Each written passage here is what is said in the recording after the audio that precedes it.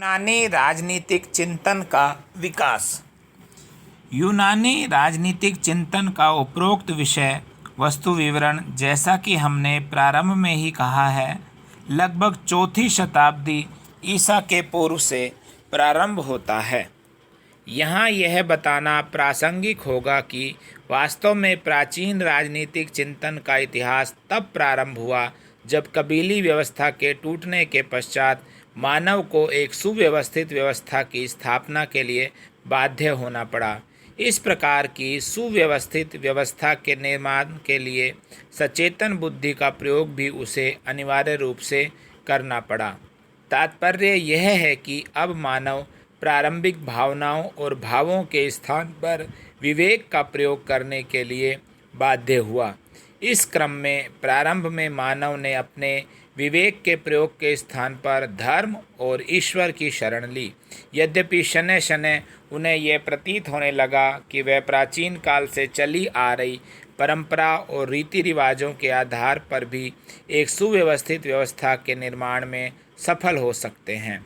यह तथ्य राजनीतिक चिंतन के प्रारंभ और विकास का मूल है। हेब्रू चिंतन में कबीली व्यवस्था के राजनीतिक व्यवस्था में प्रवेश का लगभग यही क्रम रहा। लगभग इन्हीं वर्षों में जब हेब्रू जनजाति कबीली व्यवस्था से राजनीतिक व्यवस्था में प्रवेश करने का प्रयास कर रही थी, यूनानी नगर राज्य भी इसी प्रकार के विकास क्रम से गुजर रहे थे। शताब्दियों तक छोटे छोटे यूनानी नगर राज्यों में भी कबीली व्यवस्था थी।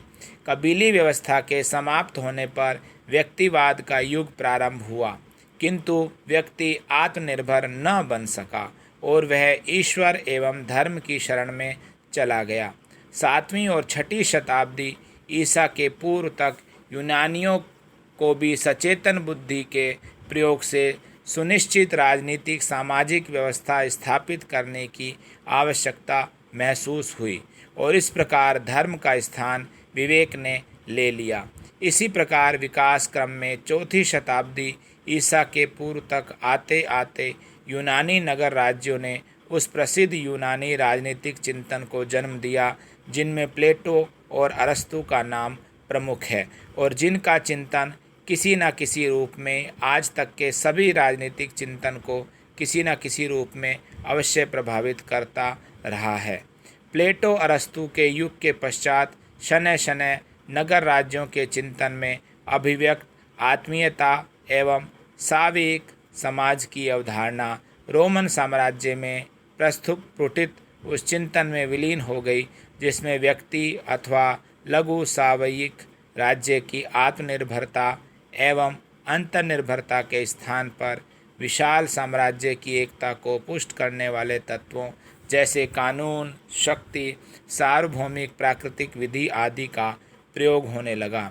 इस पृष्ठभूमि में व्यक्ति में मैं उस अलगाव की भावना का जन्म हुआ जिसमें व्यक्ति अपने आप को और अपने क्रियाकलापों को सामाजिक क्रियाकलापों और सामाजिक जीवन से पृथक समझने लगे।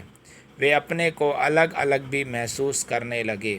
आधुनिक राजनीतिक सामाजिक चिंतन में अलगाव की अवधारणा एक अहम स्थान रखती है और इस अवधारणा के मूल में वही भावना है जो यूनानी नगर राज्यों के अंत की परिस्थितियों में उपजी। वास्तव में यूनानी चिंतन को कालक्रमानुसार 3 चरणों में देखा जा सकता है: पूर्व शास्त्रीय, शास्त्रीय और उत्तर शास्त्रीय चरण।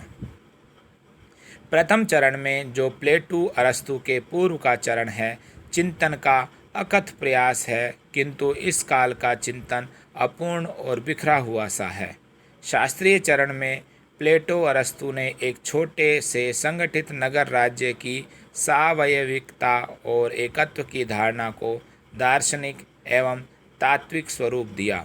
इस स्वरूप में राज्य के सावयविक स्वरूप की अभिव्यक्ति इस दर्शन में निहित थी कि समाज की आर्थिक व्यवस्था कार्य विभाजन में निहित है और इस प्रकार अर्थव्यवस्था समाज की उस आंगिक एकबद्धता से नियंत्रित है जिसमें राजनीतिक, सामाजिक, सांस्कृतिक, कलात्मक, नैतिक आदि सभी सूत्र एक ही स्वरूप में गुथे हुए हैं।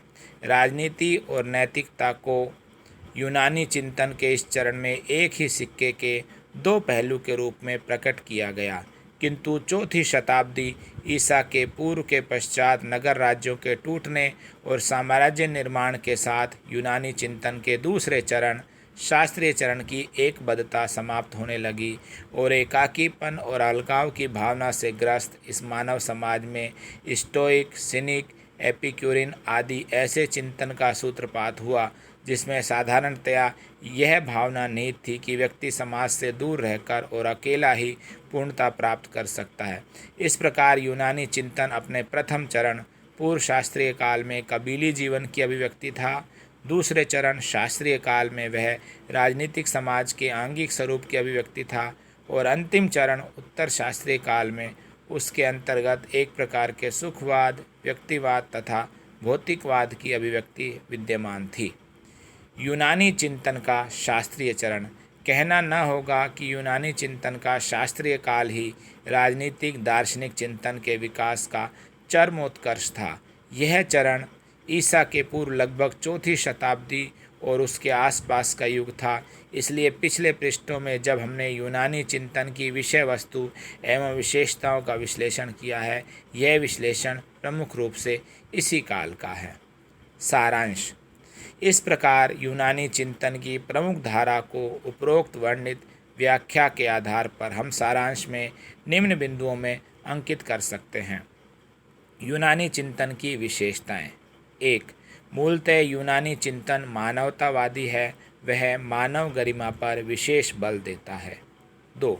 किंतु मानव गरिमा शुभ जीवन की प्राप्ति में समाहित है और मानव का नैतिक विकास अथवा शुभ जीवन की प्राप्ति राज्य के अंतर्गत ही संभव है।